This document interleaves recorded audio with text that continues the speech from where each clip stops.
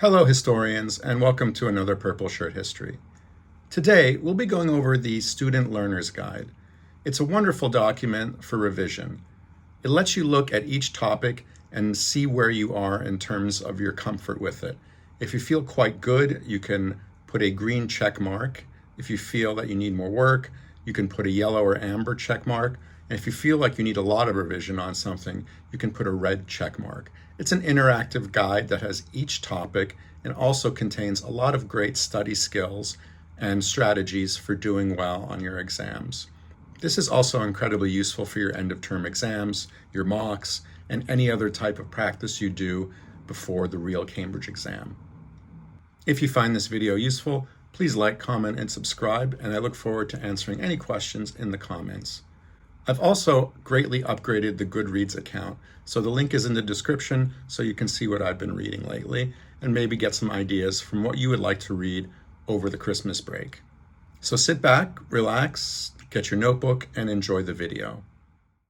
The Learner's Guide is found in the School Support Hub. We visited this website a few times before. It has a lot of resources that are quite useful. So going to the search menu, we'll type in our course code, which is 0470, Cambridge IGCSE History. Click on that. And we see that there's a number of different categories that we could look at: syllabus and specimen material, examination resources. What we need is teaching and learning, so I'll click on that.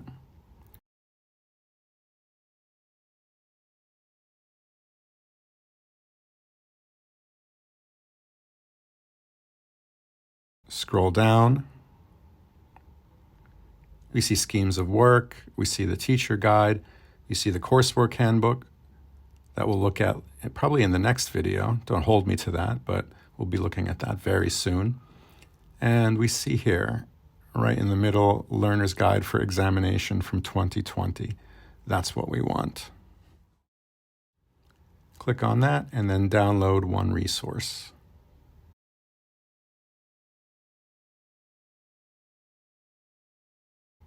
And here we are. Opens it up. I like to save a copy with preview so I can mark it up. It's an interactive guide, so downloading it allows you to really get the most out of it. Let's begin. So now we have a copy downloaded to our computer. We can highlight it, we can mark it up, we can do whatever we want in terms of making notes. So I'll just make it bigger. And I'm not going to go through each page. It's going to be a long video, but I'm going to skip through some parts of it because, for example, we'll skip through the 19th century checkboxes and we'll just go through the 20th century one. Here's the table of contents. What we really want to do is look at the revision guidance and all of the topics for the 20th century option B.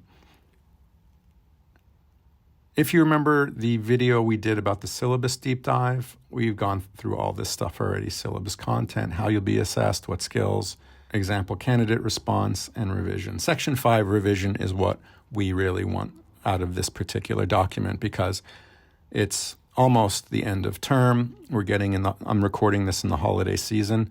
Hopefully somebody years from now will watch this, in the middle of July, but use it to revise for your end of term or mock exams. It's quite useful. See, you can click the boxes here. I've clicked 20th century and it has the depth studies. Ooh, disclaimer, this is an old document. It's outdated already because the depth studies are the ones from 2020. I would expect a new learner's guide to be created maybe next year. So those depth studies, Israel and Palestine, South Africa, China, all those depth studies, they're gone. I'll click on Germany 1918 to 1945 because that's what I'm doing. But yes, this is already a dated document. It's the one that's the most current on the website, but it's already out of date.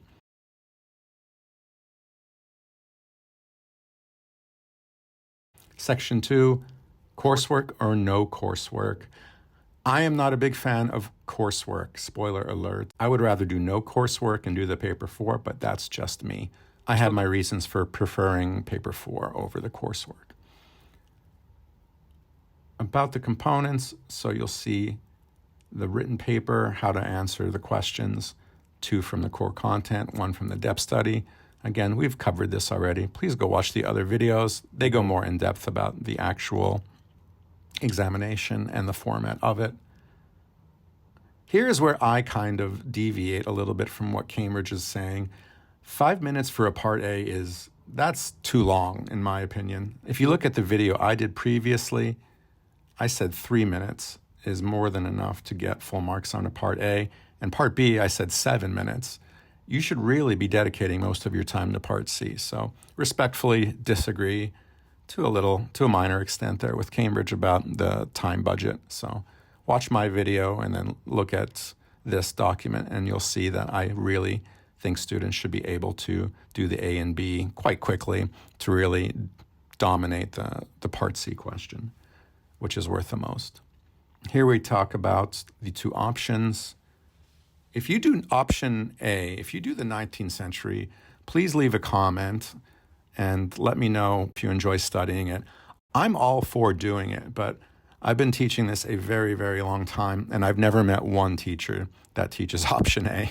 So it's kind of, there's not even an official textbook for option A, so it really makes me scratch my head. But I'd love to meet somebody that does option A and get your perspective on it. Coursework, 2,000 words. We'll talk about that in a future video. The paper 4, I can't wait to do those videos. Again, that's been changed drastically, so I have to research a bit and see what's going on there. I will do the historical paper 4s and show you what it was like for a long time. There may be some overlap between the 40 marker and the 15 and 25 combination that they have now. The assessment objectives, AO1, AO2, and AO3. Again, go check out the other videos where we talk about this in depth. Example candidate responses. So this is basically a nice overview. You do a question, you do a past paper, you look at the mark scheme, you look at some samples that Cambridge have given you that are marked already, and compare and contrast what you've done with what's been given to you as an example. All right, here is the real part that I wanted to go over with everyone in this video. It's the revision section of the Student Learner's Guide. So as we see, it's an interactive guide. You can click on these little check boxes, tick boxes, and make sure you've gone through every single step for your revision to put yourself in the best position to do well. I always tell my students, plan your work and then work your plan. The better you prepare, the higher chance of success you will have in your exams and in your grades. So I'm just going to speed this up. Tick, tick, tick. Things about rest, taking breaks and sleep. These are all incredibly important. Do not cram. Do not stay up until 2 in the morning. Eat proper meals. All the things they tell you in your health classes and your PSHE lessons about eating well, getting enough sleep. This will all make a huge difference on the actual day. You'll feel sharper. You'll have a much better chance of doing well than if you stayed up until 2 in the morning and skipped breakfast. There's a lot of studies that show just eating breakfast the day of the exam leads to better results. What I'd like everyone to do is to use their main calendar app, whether it's Microsoft or in iOS or whatever else you have, and populate your study time in your interactive calendar. So how much studying of history can you do on Monday? Say you have some more free time on Tuesday than you do on Monday. So you can say, okay, on Tuesday, I can study for an hour, or on Monday, I can only study for 45 minutes or something like that. The more planned out your week is, the more productive you'll be and the higher grades you'll get. I take an entire class time, 80 minutes, and I have students plan out their week in the run-up to their mock exams, because I find that to be incredibly useful to really utilize every minute in the run-up, in the coming weeks up to their mock exam. And then they'll have that practice for when the real exam comes around. They'll do the same thing. They'll plan out every single day to get the best results, not just for their history exam, but for all of their exams. All this general revision advice is quite useful. I'll just speed up the ticks. There should be an order of asking for help. So you have your notes. Ask your teacher. Ask your friends. If you are absent, make sure that you make up the notes that you've missed by getting them from your friends and then going to the teacher and asking about any concepts that you're not completely sure about. Reform the notes that you have and make them into mind maps, spider diagrams, tables, bullet point lists, Venn diagrams, all these things.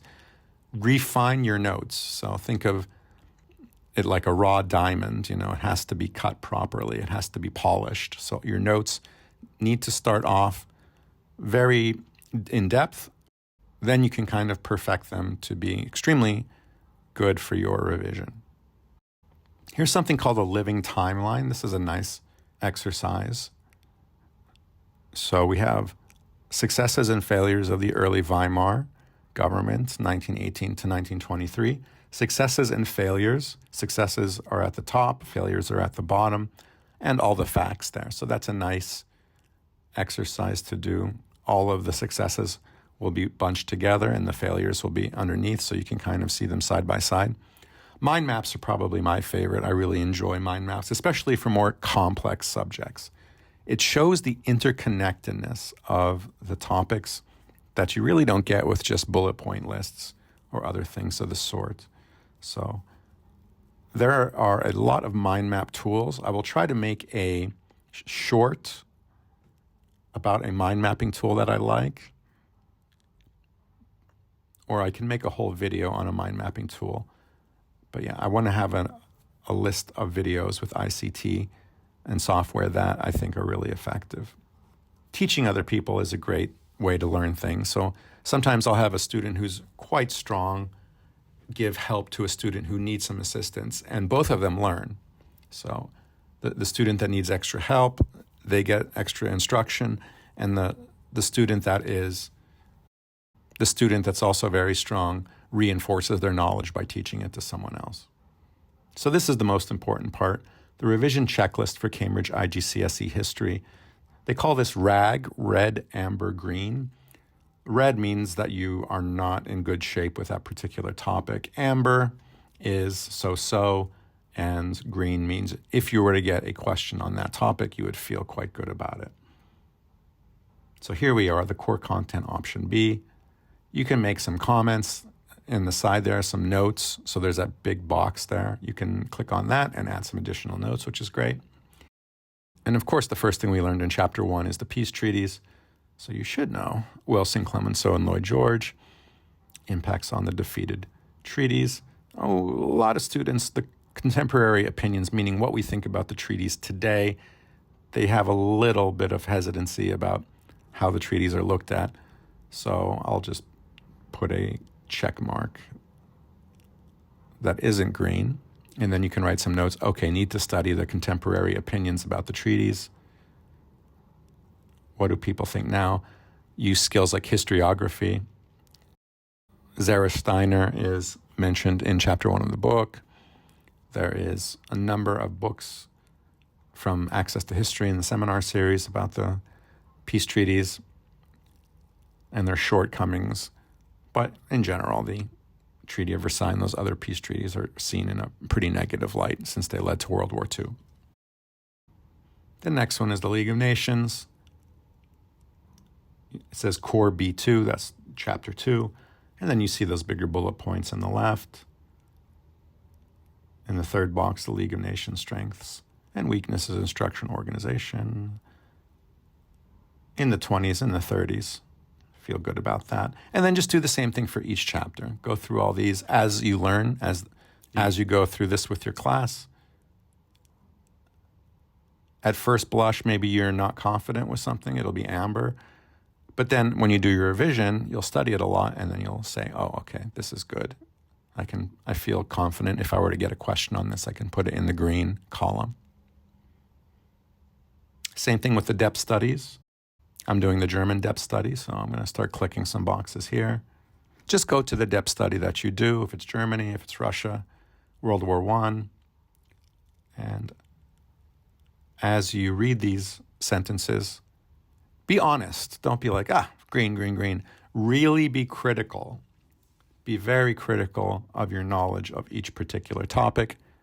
And then after some scrutiny, you'll have a better understanding of what to do and what gaps in your knowledge need to be filled.